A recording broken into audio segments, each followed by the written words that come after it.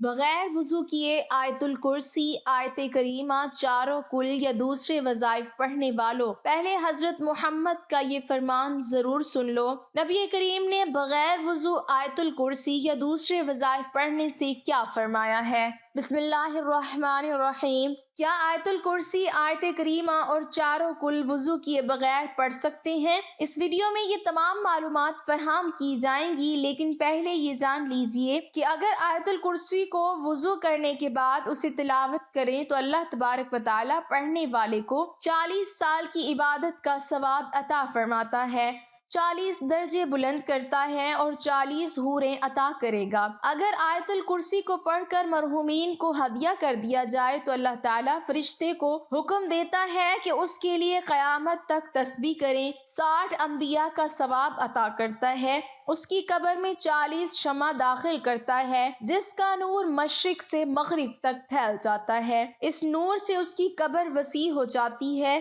سبحان اللہ۔ ایک مرتبہ ایک شخص امیر المومنین حضرت علی رضی اللہ تعالی عنہ کے پاس آیا اور بتایا کہ اس کے بدن و مثانے سے پیلا پانی نکلتا ہے، اس کا کوئی علاج ہے؟ امیر المومنین نے فرمایا، بغیر کسی درہم و دینار کے اس کا علاج ہے کہ تم آیت الکرسی کو اپنے بدن پر لکھو، آیت الکرسی سے غسل کرو، آیت الکرسی کو پانی پر دم کر کے پیو اور آیت الکرسی کو اپنے بدن کے پاس رکھو، انشاءاللہ شفا ملے گی۔ حاجات کے لیے 41 مرتبہ آیت الکرسی پڑھو، ٹانگوں میں درد کے لیے آیت الکرسی پڑھ کر اپنی ٹانگوں پر مسح کریں، اس سے چلتے وقت درد نہیں ہوگا۔ آنکھوں کی نظر کم نہ ہونے کے لیے 70 مرتبہ آیت الکرسی پڑھیں، جس کو پیاس سے ہلاک ہونے کا خوف ہو وہ 66 مرتبہ آیت الکرسی پڑھے۔ دشمن سے امن و سلامتی کے لیے مٹی پر 41 مرتبہ آیت الکرسی پڑھیں اور مٹی دشمن کے سامنے ڈال دیں، اس کے شر سے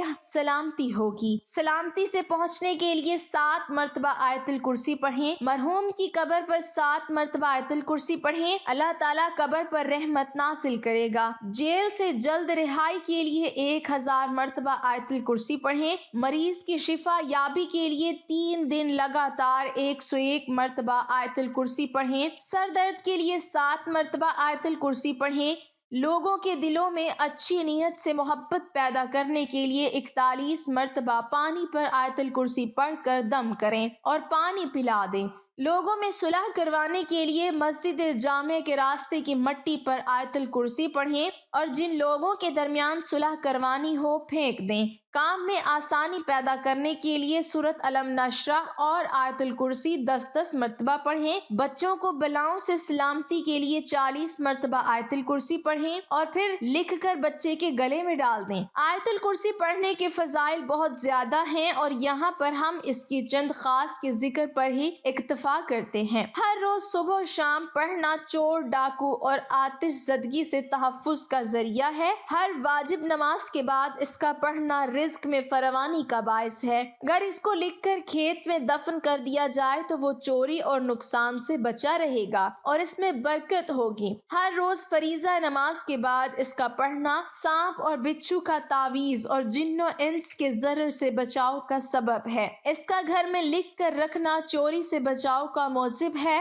اگر اسے لکھ کر دکان میں رکھا جائے تو اس میں خیر و برکت ہوگی۔ ہر شخص کا سوتے وقت اس کا پڑھنا فالج سے حفاظت کا باعث ہے۔ نبی کریم صلی اللہ علیہ وسلم سے منسوب ایک روایت میں ہے کہ جو شخص فرض نماز کے بعد آیت الکرسی کی تلاوت کرے گا خدا اس پر نگاہ رحمت کرے گا اور آسمان سے ایک فرشتہ بھیجے گا جو دوسرے دن اس وقت تک اس کی طرف نیکیاں لکھے گا اور برائیوں سے چشم پوشی کرے گا۔ دوسری جگہ وارد ہوا ہے کہ جو آیت الکرسی پڑھے گا خدا خود اس کی روح قبض کرے گا اور وہ اس شخص کی طرح ہوگا جس نے پیغمبروں کے ساتھ رہ کر جہاد کیا ہو اور شہید ہوا ہو۔ موت کے بعد بلا فاصلہ جنت میں جگہ ملے گی۔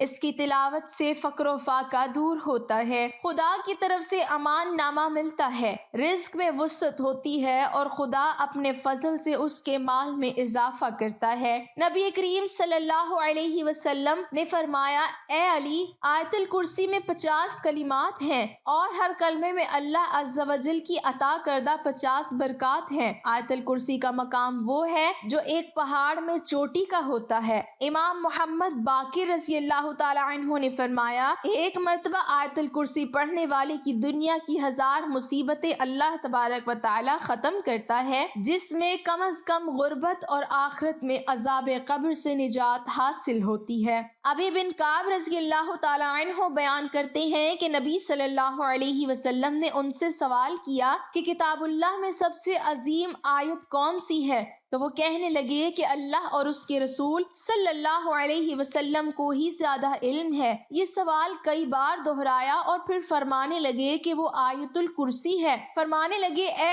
ابو المنذر، علم مبارک ہو، اس ذات کی قسم جس کے ہاتھ میں میری جان ہے، اس آیت کی زبان اور ہونٹ ہوں گے، عرش کے پائے کے ہاں اللہ تعالیٰ کی پاکی بیان کر رہی ہوگی۔ عبداللہ بن ابی کعب رضی اللہ تعالیٰ عنہ بیان کرتے ہیں کہ ان کے والد کے پاس کھجوریں رکھنے کی جگہ تھی۔ عبداللہ رضی اللہ تعالیٰ عنہ بیان کرتے ہیں کہ میرے والد اس کا خیال رکھتے تھے تو ایک دن انہوں نے اس میں کھجوریں کم دیکھی۔ وہ بیان کرتے ہیں کہ انہوں نے اس رات پہرا دیا تو رات ایک نوجوان کی شکل میں آیا، میں نے اسے سلام کیا اور اس نے جواب دیا۔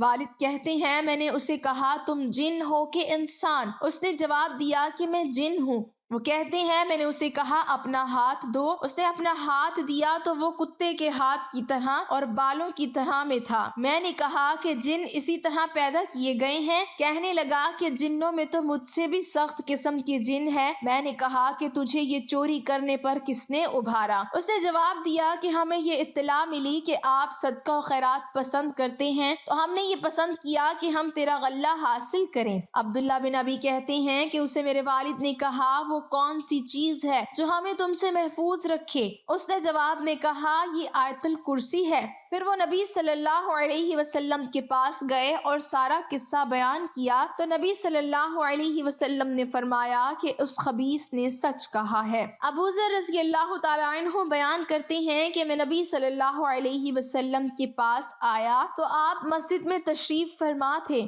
تو میں ابھی بیٹھ گیا تو نبی صلی اللہ علیہ وسلم نے فرمایا، اے ابو ذر، کیا تو نے نماز پڑھی؟ میں نے نہیں میں جواب دیا تو نبی صلی اللہ علیہ وسلم فرمانے لگے، اٹھ کر نماز پڑھو۔ میں نے اٹھ کر نماز ادا کی اور پھر بیٹھ گیا تو نبی صلی اللہ علیہ وسلم فرمانے لگے، اے ابو ذر، انسانوں اور جنوں کے شر سے پناہ طلب کرو۔ وہ کہتے ہیں کہ میں نے رسول اکرم صلی اللہ علیہ وسلم سے کہا کہ کیا انسانوں میں بھی شیطان ہوتے ہیں؟ تو نبی صلی اللہ علیہ وسلم فرمانے لگے، جی ہاں۔ میں نے کہا نماز کا کہا تو نبی صلی اللہ علیہ وسلم فرمانے لگے، یہ اچھا موضوع ہے، جو چاہے زیادہ کر لے اور جو چاہے کم کر لے۔ وہ کہتے ہیں، میں نے کہا روزے کے بارے میں نبی صلی اللہ علیہ وسلم فرمانے لگے، فرض ہے، اس کا اجر دیا جائے گا اور اللہ تعالیٰ کے ہاں اور زیادہ اجر ملے گا۔ میں نے کہا، اے اللہ کے رسول صلی اللہ علیہ وسلم، صدقہ؟ تو وہ کہنے لگے، اس کا اجر ڈبل سے بھی زیادہ ہوتا ہے۔ میں نے کہا، کون سا صدقہ بہتر ہے؟ تو فرمایا، قلیل اشیاء کے مالک کا صدقہ کرنا اور یا پھر فقیر کو چھپا کر دینا۔ میں نے کہا، اے اللہ کے رسول صلی اللہ علیہ وسلم، سب سے پہلا نبی کون تھا؟ فرمانے لگے، آدم علیہ السلام۔ میں نے کہا کہ اے اللہ کے رسول، کیا وہ نبی تھے؟ نبی صلی اللہ علیہ وسلم نے فرمایا کہ وہ نبی مکلم تھے، اللہ تعالیٰ کے ساتھ بات چیت کی تھی۔ میں نے کہا، اے اللہ تعالیٰ کے رسول صلی اللہ علیہ وسلم، رسولوں کی تعداد کیا ہے؟ فرمانے لگے، 310 سے کچھ زیادہ۔ ایک جم غفیر تھا اور ایک مرتبہ یہ فرمایا کہ 315۔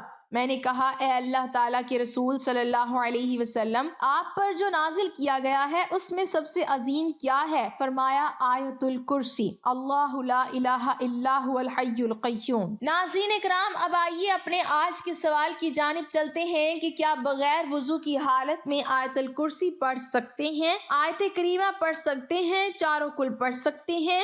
تو سب سے پہلے جان لیجئے کہ وضو کرنا شرط ہے نماز کے لیے، یعنی جب بھی نماز ادا کرنی ہو تو اس سے پہلے وضو کرنا شرط ہے۔ اب یہاں سوال یہ بھی اٹھتا ہے کہ ایک شخص کا وضو پہلے سے ہی موجود تھا اور اگلی نماز کا وقت ہو گیا تو کیا وہ پھر سے وضو کرے گا؟ تو جان لیجئے کہ اگر وضو کو فاسد کرنے والا کوئی کام یا کوئی چیز اس کے ساتھ رونما نہیں ہوئی اور اسے کامل یقین ہے کہ اس کا وضو قائم ہے اور اگلی نماز کا وقت شروع ہو گیا تو اس کے لیے اسے وضو کرنے کی ضرورت نہیں ہے، لیکن یاد رکھیں کہ قرآن کریم کی تلاوت کے لیے وضو کرنا شرط نہیں ہے۔ ایک شخص بغیر وضو کے بھی چلتے پھرتے اور اپنے روزمرہ کے کام کار سر انجام دیتے ہوئے قرآن پاک کی تلاوت کر سکتا ہے، لیکن یاد رکھیں کہ قرآن پاک کو چھونے، پکڑنے اور قرآن سے دیکھ کر تلاوت کرنے کے لیے وضو شرط ہے۔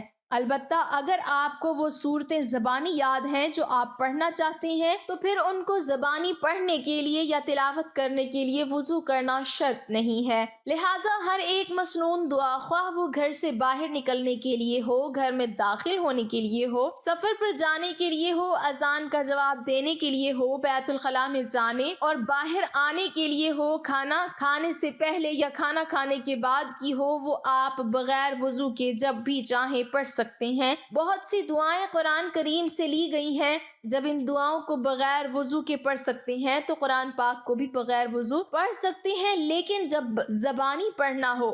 اب یہ بھی جان لیجئے کہ آیا ناپاکی کی حالت میں آیت الکرسی، آیت کریمہ اور چاروں کل پڑھ سکتے ہیں یا نہیں؟ ناظرین کرام، جان لیجئے کہ ناپاکی کی حالت میں آپ تمام وظائفوں کو پڑھ سکتے ہیں، ذکر و اذکار کر سکتے ہیں، کلمہ شریف، درود شریف، چاروں کل شریف یا جو بھی روزمرہ کے وظائف آپ پڑھتے ہیں وہ ناپاکی کی حالت میں بھی پڑھ سکتے ہیں۔ مثلا میاں بیوی نے آپس میں صحبت کی، غسل نہیں کیا اور سونے لگے تو وہ سونے سے پہلے چاروں کل ضرور پڑھیں۔ اسی طرح اگر عورت حالت حیض میں ہے اور وہ ذکر و اذکار کرنا چاہتی ہے، مثلا کلمے، درود یا کوئی دیگر وظائف پڑھنا چاہتی ہے تو بغیر کسی تردد کے اور پورے اطمینان کے ساتھ کر سکتی ہے۔ اب یہاں جو مسئلہ قابل ذکر ہے، انتہائی غور سے جان لیجئے کہ ناپاکی کی حالت میں عورت اور مرد قرآن پاک کی تلاوت نہیں کر سکتے، لیکن قرآن پاک کی کوئی سی بھی صورت یا صورتیں جن کو وہ ذکر و اذکار کے طور پر کرتے ہیں یا وظیفے کے طور سے پڑھتے ہیں ان کو زبانی پڑھ سکتے ہیں،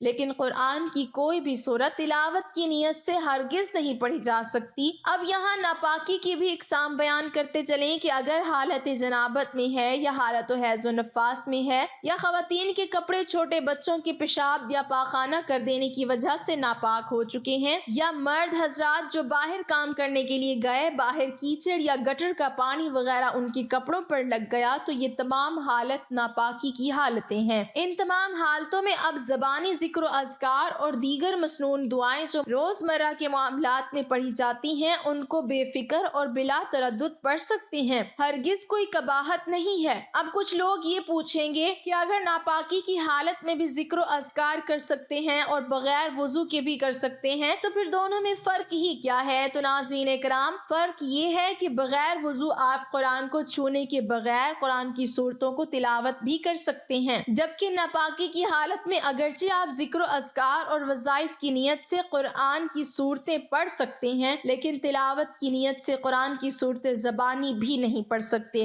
آخر میں بتاتے چلیں کہ اگرچہ بغیر وضو کے آیت الکرسی، آیت کریمہ، چاروں کل اور دیگر صورتیں پڑھ سکتے ہیں اور قرآن کریم کو ہاتھ لگائے بغیر تلاوت قرآن بھی کر سکتے ہیں اور ان کا اجر و ثواب بھی ملے گا، لیکن اگر یہ عمل آپ باوضو ہو کر کریں گے تو اس کی فضیلت اور اس کا درجہ بغیر وضو والے عمل سے بلند و برتر ہوگا۔ لہٰذا کوشش کیجئے کہ جب بھی قرآن کریم کی تلاوت کرنی ہو تو باوضو ہو کر ہی کریں، کیونکہ باوضو رہنا بذات خود ایک عبادت ہے اور اس حالت میں جو بھی عبادت کی جائے گی اس کا اجر و ثواب بھی بڑھ جاتا ہے۔ اللہ تبارک و تعالیٰ سے دعا ہے کہ ہمیں نیکی کی بات کو سننے، سمجھنے اور اس پر عمل کرنے کی طاقت و توفیق عطا فرمائے، آمین یا رب العالمین۔ ناظرین، کمنٹ باکس میں اللہ تعالیٰ کے 99 ناموں میں سے ایک نام ضرور ٹائپ کریں۔